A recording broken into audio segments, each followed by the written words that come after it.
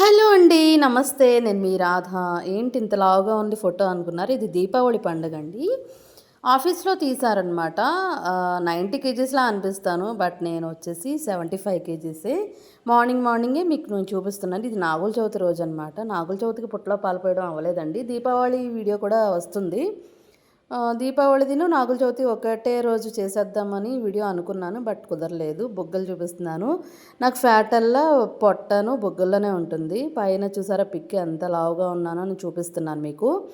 ఇక్కడొచ్చేసి మీకు కనిపిస్తదో అన్నట్టు morning early morning ఏమీ తినకుండా లేచిన తర్వాత నా మానిటర్ ఉంది కదా! Wait monitor. ఆ మానిటర్‌లో చెక్ చేసుకుంటున్నాను. మీరు చూస్తారన్నట్టు వీడియో తీస్తున్నాను. Short video.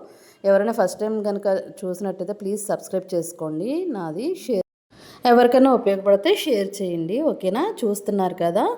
నా లెగ్స్ కనిపిస్తున్నాయి నా ఫుట్.